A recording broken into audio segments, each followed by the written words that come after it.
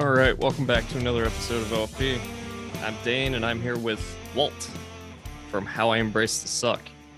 You're not a vet, but you had a No. lot of family that was, right? Not immediate, like distant family. Yeah. And then just grew up around, had a few friends that were, and then growing up thought, your typical kid, guns, planes and tanks and ships and everything, and memorized all those numbers. And it was just a real attraction as a kid. Mm-hmm.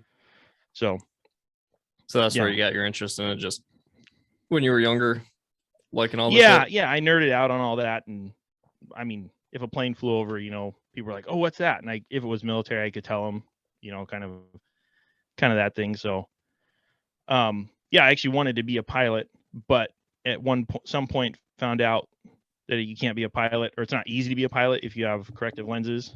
So that didn't work out, and Yep. ended up not taking that route. So Yeah, that's too bad. What are you trying to do with How I Embraced the Suck? Oh yeah, what am I trying to do? Basically, so as I got older, I knew vets and I met more vets, and just the more I talked to them, like I've hardly ever met a vet who can't talk and talk well and just like tell stories or just talk in general. And I always There's plenty enjoyed. of them. Yeah, yeah. I mean, Well, I I'm mean, sure plenty there's of them some that that. can't talk Yeah, like that. I'm sure there are, but my exposure was pretty much they're all. I mean, they can talk well and to a lot of interest. So um, I was just like, hey, and actually it was on the way home from Childerberg last year. Because the joke there was like, if everybody here has a podcast, if you don't have a podcast, there's maybe two others of you that don't. So on the way home, and I've been listening to podcasts and stuff, and I was like, oh, that'd be awesome, but I don't have anything original to say. And I was like, the more I've had conversations with vets, and they've just on a person to person basis, they just really open up, and they have these awesome stories, and it's really cool. And I've never heard that in a movie or on the TV, because movies are all about huzzah, and TV, has different viewpoints, but they rarely talk to just like a dude and let him talk. So that was my main driver. Is like I say, I have three target audiences, or three goals. One is the guest, and just to give them a chance, a platform to talk and tell their story. Me, and it's in this order of priority too. Um, me just have an enjoyable conversation with somebody, and then the listener, who, if there's no listeners, honestly I don't care. Once I post the episode, that's my job's done. But the listener, I want them to get like a view into what it's like to be in the military, because what exposure do we have as civilians to the military? It's not, there's not a lot of that. The real the reality of it, as Oh opposed yeah. to like movies or whatever. Hmm. So So I mean, granted, there is. I'm not a fan of war, and not a. I don't like anti. I'm pro peace, but I guess anti war kind of sums it up better. Um, but a large part of that was through talking to vets and hearing what it's really like, and then seeing, um, this is the cost of war, and is it worth it? And I'm not saying it's not necessarily. People can make the argument that war is worth the cost of what it does to vets, but I think it's important to recognize the cost before you make that decision. mm-hmm. Yeah, and I would say that the government definitely thinks it's worth it. Like Madeleine Albright would definitely say the price Right. was Yeah. worth it, but it really does fuck a lot of people up in a lot of ways. We don't Yeah. even really understand it yet, and like it messes the people up who go and invade mentally, overall in different ways Right. than the Right. people we're invading, because the people who are fighting that we invaded feel like they're protecting their homeland, they're protecting their family. That's what we were sold on, but that's not what we were doing, and a lot of us understand that now, and that's why a lot of Right. people have such mental problems with it, because look what the government got me to do based on lies.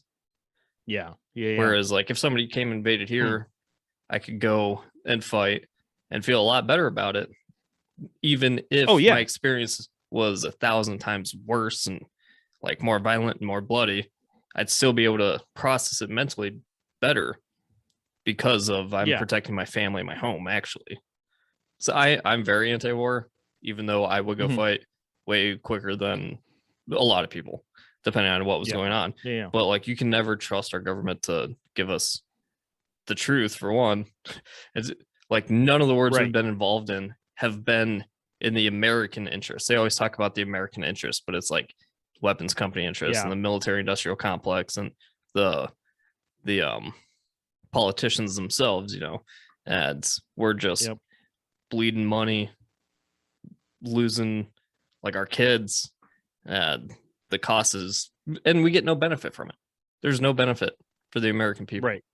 Yep. And even like World War I and World War II, we were screwed into going to those and lied to about that shit too.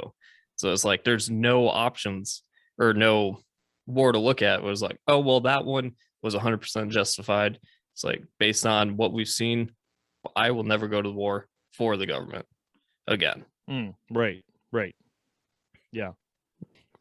What are some of the stories that you've heard that have been really crazy to you, or something you didn't expect? Or We're recording this on the 7th, so there's an episode dropping tomorrow morning, and in that one, actually really interesting, the fella talks about how he was like public affairs in Afghanistan, and he is, and I've mentioned this one because it kind of speaks to my viewpoint too.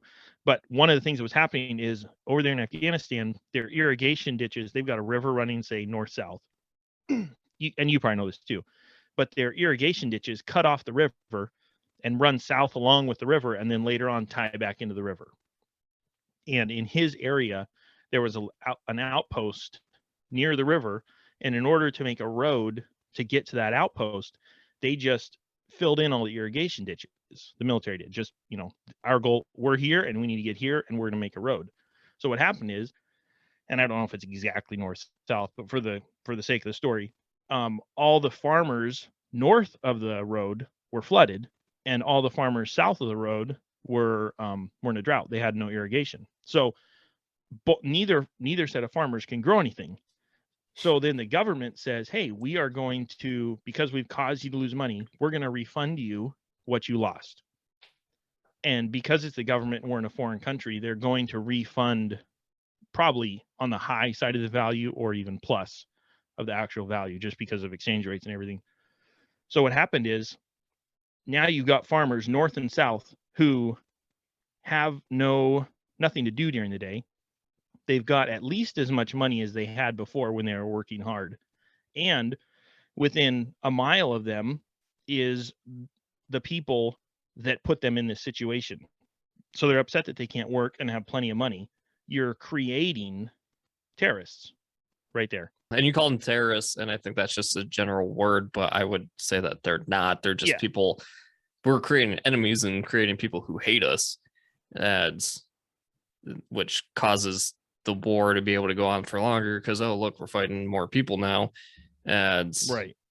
But really just anybody who is against the current governments of the United States can be labeled as terrorists, no matter if you're violent or not. And it doesn't matter. Like they're trying to label not fucking Hezbollah Houthis in Yemen. Yeah, there you go. They're trying to label them as terrorists again. Same letter. Yeah. Which I'm not saying that they're good people by any means, not whatsoever. Sure. But our government is doing things like helping the Saudis drone bomb hospitals, cholera hospitals, and water treatment facilities that is creating the or not creating the hospitals, but creating the cholera in the first place. And we're just starving the entire population. Like if you just Google Yemen children sometime and look how fucking awful it is, man. It's horrible. But we can do shit like that and then turn around and label anybody else a terrorist. I think it was. I could be wrong on that, but I'm pretty sure it was. But And then everybody who walked into the Capitol on January 6th, those guys are Right. domestic terrorists now too. So I Right. don't know. That's why I don't believe anything these fucking people have to say, man. Because Yeah. My viewpoint is when the government has an explanation for a public event, there's just enough truth in it to get you to accept the lie that is the goal of the narrative. there doesn't even have to be any truth in it as long as they can make it look like that's what they're saying. Sure. But to whatever level, yeah. People are like, well, there's questions about if you have a conspiracy theory or whatever, they're like, oh, well, there's questions about it. It's like, well, it could be, but the truth exists literally to get you to accept the lie. Just like rat poison. You don't put out the rat poison is like 1% poison. You don't put out the rat poison so that it eats the 99% good stuff, right? You put it out so that they eat the 1%. It exists for the purpose of the rat poison. Like with paying taxes and stuff like that, I would love to not pay taxes, especially because they use so much of that money to go murder kids overseas. But I don't want them to come and murder my kids. So I'm not going to give them 100%. More of a reason than I already do to hate me and actually come after me. Yeah.